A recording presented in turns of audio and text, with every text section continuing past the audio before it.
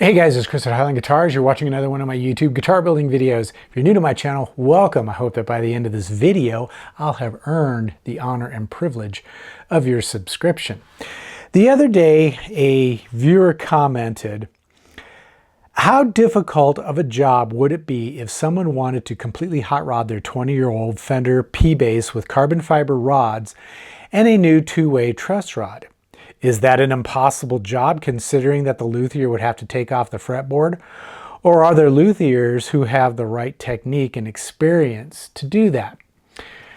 Well, I kind of thought that was an interesting question because it sort of highlights a topic that you don't hear people talking about very often, especially in the world of guitars and guitar making and guitar repair, and that is the definition of the term luthier. The actual definition, I think it's according to Merriam-Webster, is a luthier is someone who makes or repairs stringed instruments. And that's all there is to it. There's no mention of the type of tools that are used, the kind of training that's required, whether an apprenticeship is expected, any of that.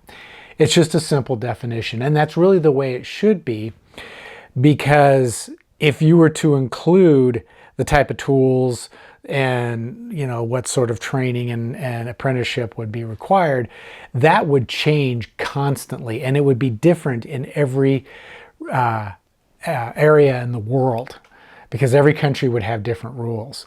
So you can't really incorporate those aspects into the definition. So the definition has to be kept fairly simple.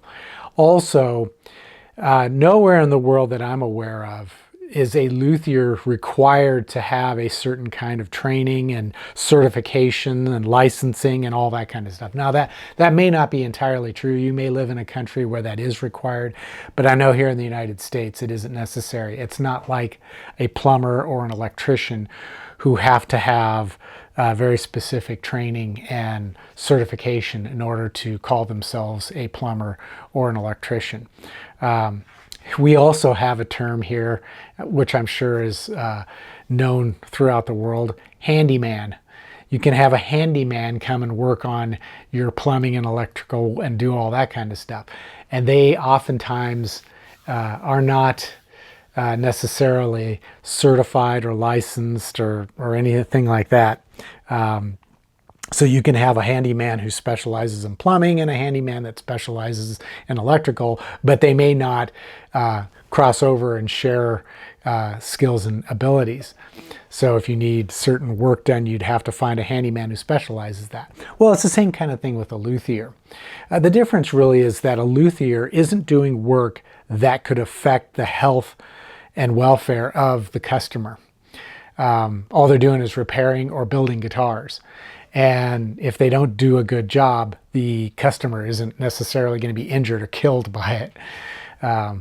So a luthier, the term can be much more broad, and it doesn't necessarily require that the person claiming to be a luthier has those very specific skills and training and licensing or anything like that. As a result, when you want to have certain work done, whether it's repair work or setup work or a full-on custom build, it's really up to you as a consumer to determine whether the luthier you're thinking of hiring is capable of doing that sort of work. So you have to ask a lot of questions. And unfortunately, it's oftentimes difficult to ask those questions because you're really not sure what questions to ask, because the questions you're going to ask are going to be based on the type of work that's going to be necessary in order to execute whatever it is you're hoping to accomplish. And in this case, the viewer wanted to know about modifying a P-Bass guitar in terms of installing a truss rod and then carbon fiber rods. So you would really have to know what's going to be involved in that process in order to hire a luthier to do that work for you, or to even decide whether or not it's worth the effort. So, just basically, let me give you kind of an example of what's going to be involved. Yes, you're going to have to remove the fretboard. And the easiest way to remove a fretboard is to pull all the frets out. So that means you're going to remove the frets, remove the fretboard, and then when you're done, you're going to have to reinstall the fretboard and reinstall all the frets and do all the fret leveling, crowning, dressing, all that kind of work. So there's a lot more to it than you might think. And having removed a lot of fretboards myself, I can tell you from experience that removing a fretboard can be a challenge. And first of all, you got to make sure that the fretboard can be removed. In some cases they cannot be because they are one piece neck and fretboard. But if you can tell that the fretboard was glued on, there's a chance that you can remove it.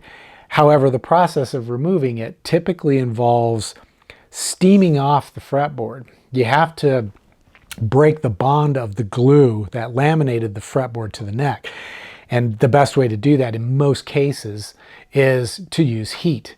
And that heat has to get all the way down into where the seam is between the neck and the fretboard. And the best way to do that is with steam.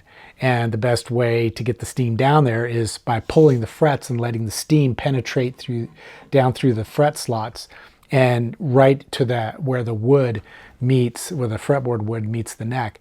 And then after a sufficient amount of time, the glue that's bonding the two will lose its bonding capability, and you'll be able to start to peel the fretboard off. Unfortunately, however, and I can tell you this from experience, removing a fretboard often means destroying the fretboard in the process. If you're lucky, the fretboard will pop off. And I've had fretboards that would just pop off with just, a minimal application of steam heat. But it isn't common. In most cases, I've had fretboards just start to break apart into pieces, which means having to make a new fretboard and cut new slots, install new frets, and all that kind of stuff later on. But then once you get the fretboard off, you've got to clean up the surface where the fretboard was glued to the neck, remove all evidence of the glue. Then you have to pull the truss rod off, and since you're planning to install a two-way truss rod, that probably means the truss rod that's in there was a one-way truss rod, a single action truss rod. So you're going to have to acquire your double action truss rod. Then you're going to have to measure its dimensions, its length, its width, and its height. Then you'll have to measure the dimensions of the slot that you're going to install it in to make sure it's going to fit. In most cases, it's not. You're going to have to modify the slot. And that means you're going to have to take a router with the correct size bit and then route that slot to the dimension that the truss rod will fit in. To do that, first of all, you have to measure the thickness of the neck at its thinnest point to make sure that if you have to deepen the slot to accommodate the new truss rod, it isn't going to suddenly cut out the back of your neck. Then you have to assemble a fixture or a jig in order to guide your router as you modify that slot to accept the new truss rod. Once that work's done, then you have to move on to cutting the slots for your carbon fiber rods. Again, you're going to have to measure the rods that you're going to install. You need to know the height, the thickness, and the length. Then you have to measure out and mark the position of the slots. And again, you're going to have to determine whether the neck thickness is sufficient to allow you to carve those slots so that you don't route the slot right out the back side of the guitar neck. Then you're going to have to glue in your carbon fiber stiffening rods, and you're probably going to use a slow set epoxy to do that. And as you insert the rods, you're going to put a straight and level clamping caul over the top of the neck, and then you're going to clamp it so that the neck is perfectly straight and flat as that epoxy dries. Because if the neck is bowed, sometimes they naturally bow, and oftentimes when you've steamed off the fretboard, you introduce bow to the neck. But if you allow that epoxy to dry with the neck bowed, it's going to stay that way. So you want to force it into a perfectly level situation as you glue those carbon fiber stiffeners into the neck. Then when that's done, you're probably going to have to make a new fretboard, cut new slots, sand the radius, cut the perimeter dimensions, cut the slot for the nut, Then you're going to have to glue the fretboard down to the neck. Then you're going to have to press in new frets. You're going to have to level the frets, dress the frets, crown the frets, polish the frets. Then you'll finally be ready to reinstall your neck. As you can tell, there is a great deal of very specialized work that has to be done. And if any step in that process is missed, there is a potential for failure. Now, with all that work that needs to be done, the cost is going to go up considerably. So to do all that work is going to cost quite a bit of money. And oftentimes the estimate that you're going to get from the luthier is going to be as low as possible so that you bring the luthier the work. But as the luthier is doing the work, if they run into problems like they destroy the fretboard and it can't be reused and they have to make a new one, the price suddenly goes up. So by the time you're done with all the work and all the expense that's involved, you've probably spent about as much as you would to have an entirely new neck made. That's another alternative to modifying your existing neck. You could find a luthier with a CNC machine, and you could give them the old neck and say, can you replicate this neck but install a two-way truss rod and 2 carbon fiber rods? And I would hesitate to, or I wouldn't hesitate to guess that the price of making an entirely new neck might be pretty close to what it would cost to do all the work to modify the existing neck. Of course, then you have to make sure that the luthier who's going to do this work making a new neck has the skill to replicate the neck that you're asking them to make a copy of.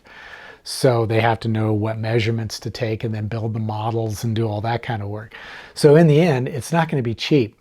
At that point, as you consider these expenses for your guitar, you may want to take a step back and ask yourself, is it really worth the effort in the first place to do all this work? Or is the guitar working just fine? And I think you'll find that in many cases, doing all that kind of work may not pay off in the end. And you may decide that was a lot of work and a lot of expense for very little benefit. So I would encourage you to consider all that. But in the end, I guess the point I'm trying to get across is when you want to do this sort of work, if you can't do it yourself and you have to hire a luthier, it's important to understand that luthiers, they are not governed by any sort of international council or federation of luthiers. They are not licensed. And really, it's a hit and miss. You may find a luthier that has a great deal of experience and can do the kind of work that you need done.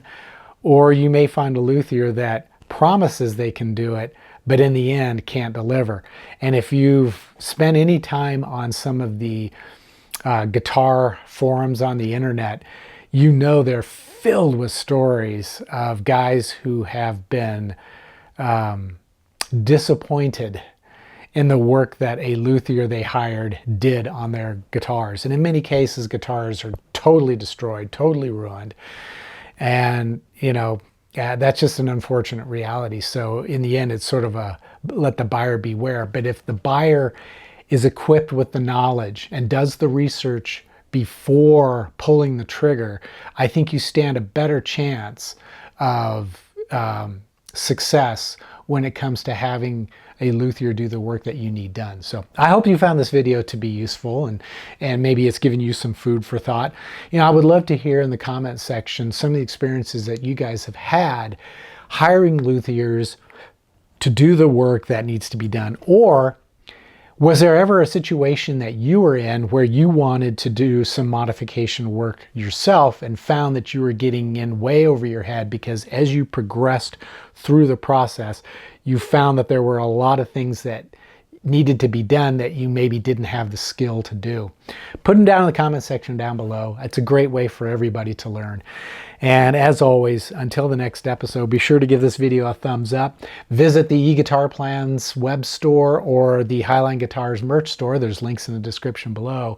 And any purchase that you make there is going to help to support this channel so I can keep making videos on building guitars. And if you want to keep it simple, you can just click the thanks button down below and leave a tip in the amount that you think is fair. At any rate, I hope to see you back for future guitar building videos.